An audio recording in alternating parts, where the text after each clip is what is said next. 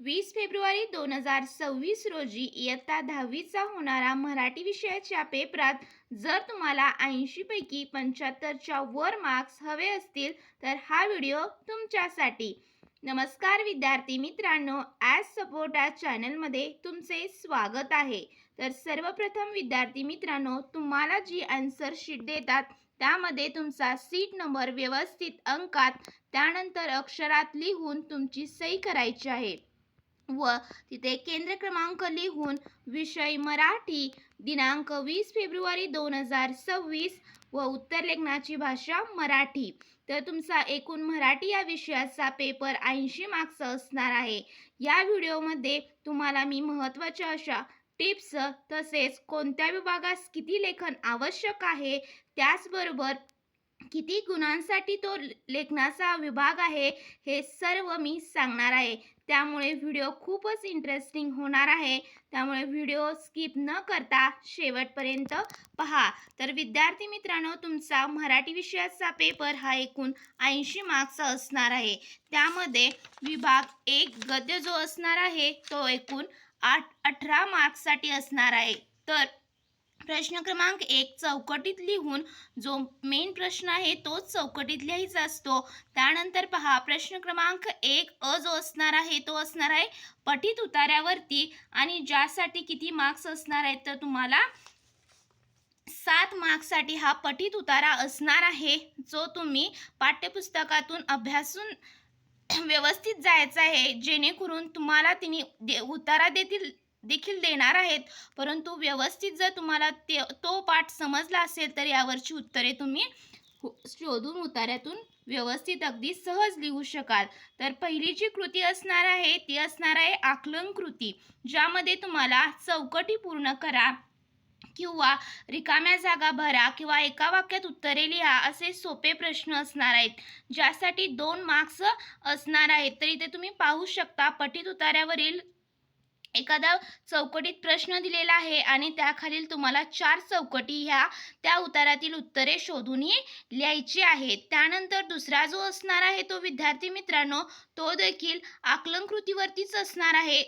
त्यामध्ये तुम्हाला रिकाम्या जागा भरा तसेच चौकटीत योग्य उत्तर लिहा यासारखे सोपे प्रश्न असणार आहेत. त्यामध्ये पहा, त्यांनी 2 विभाग केलेले आहेत, 1 आणि 2, ज्यामध्ये 1 मार्क्ससाठी काय असणार आहे तर कर्वे यांना लोकमानसाने दिलेली पदवी महर्षी हे अर्धा मार्क्ससाठी असणार आहे व राजमानसाने महर्षी कर्वे यांना दिलेला सर्वोच्च नागरी पुरस्कार भारतरत्न हे देखील अर्धा मार्क्ससाठी असणार आहे. असं मिळून पहिला जो असणार आहे तो 1 मार्क्ससाठी असणार आहे आणि दुसरा जो असणार आहे तो असणार आहे 1 मार्क्ससाठी. त्यामध्ये तुम्हाला एका वाक्यात हे उत्तर पठित जो तुम्हाला गद्य देतील त्यातील तुम्हाला उत्तर शोधून लिहायचं आहे, जे एका वाक्यात असेल, जे 1 मार्क्ससाठी असेल.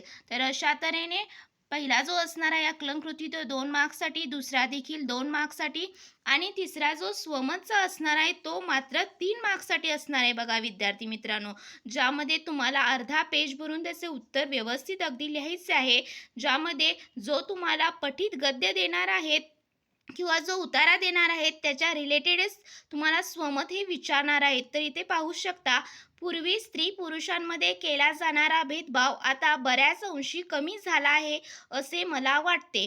तर त्याविषयी तुमचे जे मत आहे की पूर्वीच्या समाजात स्त्रियांना कशा प्रकारे वागणूक दिली जात होती आणि आत्ताच्या समाजात स्त्रियांचे जी प्रगती झाली आहे त्याबद्दल तुम्हाला सर्व तुमचे जे स्वमत असणार आहे ते तुम्हाला किती 7 ते 8 ओळीत लिहायचं आहे, ज्याला 3 मार्क्स असणार आहेत.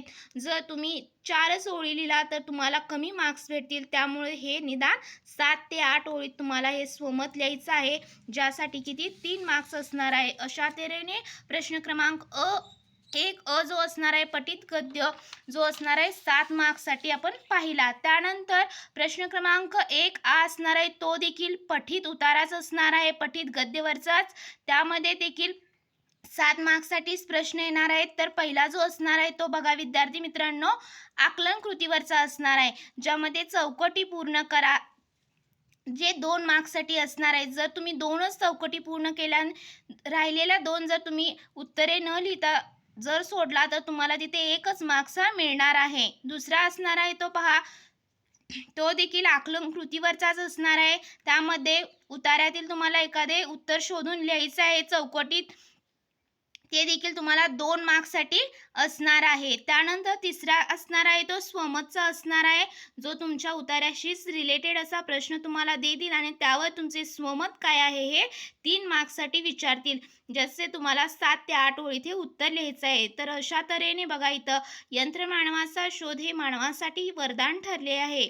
या विधानाबाबत माझे मत. तर इथे व्यवस्थित अगदी 7 ते 8 ओळीत शुद्ध लेखनाच्या नियमानुसार तुम्ही जर स्वमत लिहिले तर इथे तुमचे कुठेही मार्क कट होणार नाहीत आणि ते 3 मार्क्स हे भेटतील. तर अशा तऱ्हेने पहा विद्यार्थी मित्रांनो, प्रश्न क्रमांक पहिला जो आ होता तो देखील पठित गद्यच असणार आहे, ज्यामध्ये तुम्हाला 7 मार्क्सचे हे अशा प्रकारचे प्रश्न विचारतील. तर अशा तऱ्हेने अपठित गद्य आपण पाहणार आहोत. अपठित गद्य हा प्रश्न क्रमांक पहिला ई मध्ये विचारतात, जो तुम्हाला अगदी 4 मार्क्ससाठी आहे. ज्यामध्ये पहा तुम्हाला पहिला जो असणार आहे तो आकलन कृतीवरती असणार आहे, ज्यामध्ये तुम्हाला रिकाम्या जागा भरा किंवा चूक की बरोबर लिहा. त्यानंतर दुसरा देखील आकलन कृतीसाठीच असणार आहे, जो 2 मार्क्ससाठी असणार आहे, ज्यामध्ये चौकटी पूर्ण करा किंवा दिलेली कृती सोडवा. तर तुम्हाला असं व्यवस्थित पेनेनेच कृती काढायची आहे व ते 2 मार्क्ससाठी असणार आहे.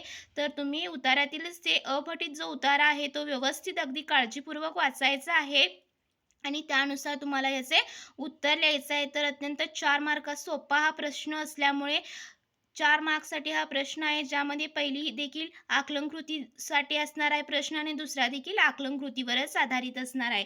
अशा तऱ्हेने विद्यार्थी मित्रांनो, आपण विभाग 1 गद्य जो होता तो 18 मार्क्ससाठी असल्यामुळे तिथे तुम्ही 30 ते 35 मिनिटे हा वेळ तिथे द्यायचा आहे, ज्यामध्ये तुमचा टाईम अजिबात अर्धा तासाच्या वर विभाग 1 गद्याला द्यायचा नाही. त्यानंतर बघा विद्यार्थी मित्रांनो, दुसरा विभाग असणार आहे तो पद्य असणार आहे, जो पठित तुम्हाला ज्या कविता दिलेल्या आहेत त्यावरती असणार आहे, जो एकूण तुम्हाला 16 मार्क्ससाठी विचारण्यात येतो. यामध्ये पहा प्रश्न क्रमांक 2 अ जो असणार आहे तो असणार आहे किती मार्क्ससाठी, तर 8 मार्क्ससाठी असणार आहे. ज्यामध्ये बघा पहिली जी असणार आहे ती आकलन कृती असणार आहे. तर तुम्ही पाहू शकता तुम्हाला एखादी कविता देतील आणि त्यावरची तुम्हाला प्रश्न विचारतील किंवा ती कृती सोडवा. अशा प्रकारे तुम्हाला 2 मार्क्ससाठी असणार आहे. आणि दुसरा देखील जो असणार आहे तो देखील आकलन कृतीवरचाच असणार आहे, ज्यामध्ये तुम्हाला एखाद्या विधानाचा अर्थ लिहा किंवा एखाद्या विधानाचा अर्थ खालीलपैकी पर्यायांमधून शोधून लिहा. तर असे सोपे प्रश्न असणार आहेत. दुसरा देखील आकलन कृतीचा 2 मार्क्ससाठी असणार आहे. आणि तिसरा असणार आहे तो तुम्हाला एखाद्या कवितेच्या ओळी देतील, जी कविता दिली त्यातील 2 ते 3 ओळी देतील आणि त्याचा तुम्हाला काय लिहायचं आहे, तर सरळ अर्थ तुमच्या भाषेत लिहायचा आहे. आणि सरळ अर्थ हा देखील तुम्ही 4 ते 5 ओळीत लिहायचा आहे, ज्याला 2 मार्क्स हे असणार आहेत. त्यानंतर पहा विद्यार्थी मित्रांनो, चौथा असणार आहे तो काव्य सौंदर्याचा प्रश्न असणार आहे. दिलेल्या कवितेचे तुम्हाला काव्य सौंदर्य लिहायचं आहे. कोणत्याही कवितेच्या ओळी देतील तर त्यानुसार तुम्हाला व्यवस्थित अगदी कविता वाचून जायची आहे. त्यावरचं जे काव्य सौंदर्य सरळ अर्थ तुम्हाला व्यवस्थित अभ्यास करून जायचा आहे, ज्यासाठी तुम्हाला 2 मार्क्स हे असणार आहेत. आणि याचे देखील तुम्हाला अपेक्षित उत्तर हे किती 4 ते 5 किंवा 6 ओळीत लिहायचं आहे. बघा विद्यार्थी मित्रांनो, प्रश्न क्रमांक 2 अ जो होता तो एकूण 8 मार्क्ससाठी असणार आहे, ज्यामध्ये तुम्हाला आकलन कृतीवरती 2 प्रश्न, तसेच सरळ अर्थवरती 1 प्रश्न आणि काव्य सौंदर्यवरती 1 प्रश्न, अशा तऱ्हेने 8 मार्क्स हे डिव्हिजन केलेले आहे. तर यानुसार तुम्ही हे उत्तर लिहू शकता. तर इथं तुम्ही पाहू शकता कशा प्रकारे उत्तर लिहिलेलं आहे. व्यवस्थित अगदी प्रश्न क्रमांक टाकून कोणता आहे तो उपप्रश्न लिहायचा आहे. त्यानंतर बघा विभाग 2 गद्यमधील जो 2 हा प्रश्न असणार आहे तो असणार आहे तुमचा कवितेवर आधारित कृती असणार आहे, जी तुम्हाला 4 मार्क्ससाठी विचारण्यात येते. त्यामध्ये पहिलं जे आहे ते प्रस्तुत कवितेचे कवी, यासाठी तुम्हाला 1 मार्क्स आहे. जर तुम्हाला कवितेचे कवी माहीत नसेल तर तिथे अजिबात चुकीचं लिहू नका. व्यवस्थित जी कविता येते त्याच कवितेचे ही कृती तुम्ही आधारित ती सोडवू शकता. त्यानंतर कवितेचा विषय असणार आहे, तो देखील 1 मार्क्ससाठी असणार आहे. त्यामध्ये तुम्हाला 1 ते 2 ओळी त्याचं उत्तर हे लिहायचं आहे, की कवितेतून काय संदेश आपल्याला मिळालेला आहे किंवा या कवितेमध्ये काय अर्थबोध होतो या कवितेचा. तर अत्यंत 1 ते 2 ओळीत आपल्याला लिहायचं आहे, ज्यासाठी 1 मार्क्स असणार आहे. त्यानंतर बघा विद्यार्थी मित्रांनो, तिसरा जो असणार आहे तो 2 मार्क्ससाठी असणार आहे, ज्यामध्ये तुम्हाला कविता आवडण्याची व न आवडण्याची कारणे लिहायची आहेत. जर तुम्हाला ती कविता आवडली तर तुम्ही व्यवस्थित अगदी 2 ते 4 ओळीत त्याचं लिहायचं आहे. का आवडली? कारण ही कविता जी आहे ती सहज, सोप्या पण आशयघन शब्दामुळे ही कविता अतिशय अर्थपूर्ण झाली आहे. कवितेच्या भाषेत एक सहजता, गोडवा आहे, त्यामुळे मला ही कविता खूप आवडली आहे. तर अशा तऱ्हेने तुम्ही इथे देखील 2 मार्क्स हे सहज मिळवू शकता. तर हा 4 मार्काचा प्रश्न कोणीही स्किप करायचा नाही. हा प्रश्न मार्क्स मिळवून देणारा आहे. त्यानंतर पहा विद्यार्थी मित्रांनो, प्रश्न क्रमांक 2 ई जो असणार आहे तो रसग्रहणचा असणार आहे, जो तुम्हाला एकूण 4 मार्क्ससाठी विचारतात. ज्यामध्ये तुम्हाला कोणत्याही कवितेचे ओळी देतील आणि त्यावरून तुम्हाला ती कविता कोणती आहे हे ओळखून त्याचे रसग्रहण करायचं आहे. तर तुम्हाला बघा इथे रसग्रहणासाठी जरा लागेलच तिथे खोद आणखी जरासे, ह्या खोद आणखी थोडेसे या कवितेतील या ओळी दिलेल्या आहेत. तर त्यावरून तुम्हाला रसग्रहण हे करायचं आहे. तर तुम्ही 3 मुद्द्यांच्या आधारे रसग्रहण करू शकता. तर आशय सौंदर्य, काव्य सौंदर्य आणि भाषिक वैशिष्ट्ये. तर आशय सौंदर्य काय आहे? खोद आणखी थोडेसे या कवितेतून कवयित्री आसावरी काकडे. तर या कवितेच्या कवयित्री कोण आहेत? तर आसावरी काकडे आहेत. यांनी जीवनात नेहमी आशावादी राहिले पाहिजे व ध्येयपूर्तीसाठी संयम, जिद्द, चिकाटी व आत्मविश्वास संगी बांधून उमेदीने कष्ट करत राहिले पाहिजे, हा संदेश दिला आहे. यासाठी तुम्हाला किती तर असणार आहेत? 1 मार्क्स असणार आहे. त्यानंतर काव्य सौंदर्य काय लिहाल? तर पहा, प्रयत्नाची कास धरली पाहिजे हे सांगताना कवयित्री म्हणते, आपण कधीही उमेद न हरता प्रयत्न करत राहावे. खोद आणखी जरासे या ओळींचा अर्थ आहे की सतत प्रयत्न करत राहावे. यासाठी देखील 1 मार्क्स असणार आहे. त्यानंतर भाषिक वैशिष्ट्ये पाहूयात. अल्पाक्षरत्व हे या कवितेचे वैशिष्ट्य आहे. कवयित्रीने येथे कमीत कमी शब्दातून अर्थगर्भ आशय व्यक्त केला आहे. जरा या अतिशय सूचक व आशयघन प्रतीकातून कवयित्रीने आशावादी विचार मांडलेला आहे. छोट्या छोट्या काव्यपंक्तींमुळे कवितेत एक आंतरिक लय निर्माण झाली आहे. यामुळे ही कविता नादमधुर वाटते. या कवितेतून सकारात्मकतेची व आशावादीची रुजवणूक होते. यासाठी तुम्हाला 2 मार्क्स असणार आहेत. तर अशा तऱ्हेने 4 मार्क्सचे रसग्रहण तुम्ही व्यवस्थित अगदी पेपरमध्ये लिहायचं आहे. ज्यासाठी तुम्हाला 4 मार्क्स हे सहज मिळतील. व्यवस्थित मुद्द्यांच्या आधारे जर तुम्ही लिहिला तर तुम्हाला इथे देखील सहज मार्क्स हे मिळून जातील. त्यानंतर पहा विभाग 2 जो पद्य होता तो एकूण 16 मार्क्ससाठी असल्यामुळे तुम्हाला इथे अर्धा तास हा वेळ द्यायचा आहे. 25 ते 30 मिनिटाच्या वर अजिबात इथे वेळ घालवायचा नाही. तर अशा तऱ्हेने आपण पाहिलं विभाग 1 गद्यासाठी 30 ते 35 मिनिटं, विभाग 2 पद्यासाठी 25 ते 30 मिनिटे हा वेळ द्यायचा आहे. त्यानंतर पहा विद्यार्थी मित्रांनो, विभाग 3 जो आहे तो स्थूल वाचनाचा आहे, ज्यावर तुम्हाला 6 मार्क्ससाठी 2 प्रश्न 3 कृती देतील आणि तुम्हाला 2 कृती हे सोडवायच्या आहेत. आणि ज्यासाठी तुम्ही जो तुम्हाला पाठ्यपुस्तकात जो स्थूल वाचनासाठी भाग आहे त्या खालचे स्वाध्यायाचे प्रश्न व्यवस्थित करून जायचे आहेत, जेणेकरून कोणताही प्रश्न जरी विचारला तर त्याचे उत्तर तुम्हाला लिहिता यायला पाहिजे. तर पहा, पहिला जो आहे तो आहे 3 मार्क्ससाठी आणि दुसरा असणार आहे तो देखील 3 मार्क्ससाठी असणार आहे. अशा तुम्हाला एकूण 2च कृती सोडवायच्या आहेत. अजिबात इथे 3 पैकी 3 कृती सोडवत बसायच्या नाहीत, ज्यामुळे तुमचा टाईम देखील वाया जाणार आहे.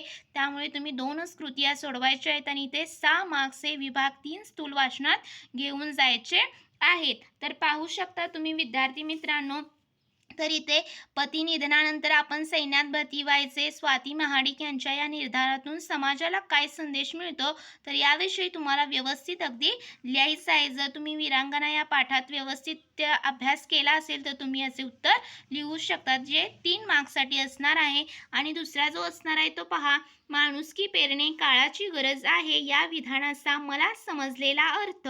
तर तुम्ही काय माणुसकी आता का गरजेची ठरलेली आहे. कारण माणुसकीमुळेच माणूस श्रेष्ठ होतो आणि आता माणुसकी माणसाने विसरलेली आहे आणि माणूस काय करत आहे तर लोभापायी तर खून, दरोडे, भ्रष्टाचार यासारख्या मार्गाला तो लागलेला आहे. तर का माणुसकी यामुळे गरजेची वाटत आहे? तर याचे अतिशय साधे आणि सोपे उत्तर तुमच्या भाषेत लिहायचं आहे.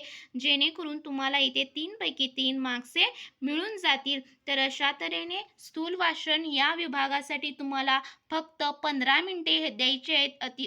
खूप यासाठी वेळ घालवायचा नाही. त्यानंतर पहा विद्यार्थी मित्रांनो, विभाग जो 4 असणार आहे तो व्याकरणावर, भाषाभ्यास व्याकरणावर आधारित असणार आहे आणि हा जो विभाग आहे यामुळे तुमचा स्कोर हा वाढू शकतो आणि यामध्ये तुम्ही उत्तर लिहिताना कुठेही चुकायचे नाही. जो तुम्हाला भाग असणार आहे तो भाषाभ्यासाचा 16 मार्क्ससाठी असणार आहे आणि व्याकरण सोपे आहे. त्यामुळे इथे व्यवस्थितच तुम्ही सोडवायचे आहे. तर तुम्ही पाहू शकता प्रश्न 4था अ जो असणार आहे तो तुम्हाला एकूण 8 मार्क्ससाठी असणार आहे. पहिला जो असणार आहे तो समासावरचा प्रश्न असणार आहे. पहा कोणतेही 2 तुम्हाला सामासिक शब्दांचा विग्रह तसेच समासाचे नाव व्यवस्थित अगदी चौकटी काढून त्यामध्ये लिहायचे आहे.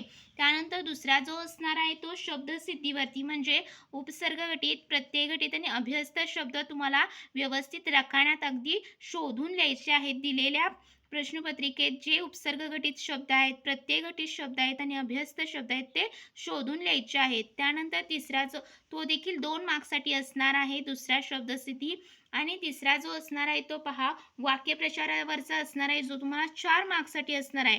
कोणतेही तुम्हाला 4 देतील आणि त्यातील कोणतीही 2च तुम्हाला या वाक्यप्रचारांचा अर्थ लिहून वाक्यात उपयोग करायचा आहे आणि ते कुठेही तुम्हाला जी वाक्यप्रचार येतील ज्यांचा अर्थ येईल तो ज्यांचा अर्थ तुम्हाला माहीत आहे तर